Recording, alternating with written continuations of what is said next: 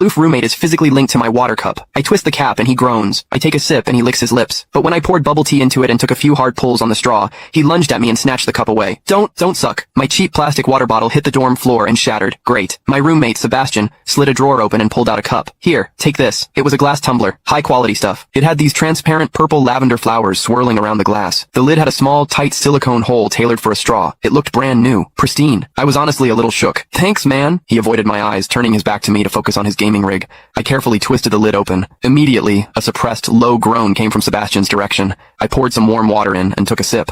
Sebastian sucked in a sharp, jagged breath. His hand on the mechanical keyboard trembled, his fingers slipping off the keys. He licked his lips, looking like he was enduring some kind of torture or intense pleasure. His lips were thin, the Cupid's bow sharp like a knife. Looking at them made me want to bite them. Yeah, okay, I admit it. I'm into Sebastian. I swear to God, before I met him, I was the straightest guy in the state. After high school, my only plan was to get to college and bang a hot, bubbly cheerleader. But the moment I walked into this dorm and saw Sebastian, that plan went out the window. 4 years of college and he's the only one I want to mess around with. But I couldn't tell him. No way. I was terrified that if I spilled my guts, we wouldn't even be friends anymore. Because Sebastian is straight. Like, painfully straight. Only 2 weeks ago, he turned down a senior, a varsity swimmer, total stud, who asked him out. After that, Sebastian came back to the room and sat at his desk with a face like thunder for hours. The guy must be a raging homophobe. Maybe it was because the cup was a gift from my crush, but that warm water tasted sweeter than usual. It had a weirdly good aftertaste. I grabbed a straw from my desk and shoved it deep into the hole on the lid. The second I did, a strangled moan ripped out of Sebastian's throat. He bolted up and sprinted into the bathroom. Weird. We were just gaming. Why the hell did he suddenly need a shower? He didn't even grab a change of clothes or a towel. My hearing has always been too good for my own good. Through the thin bathroom door,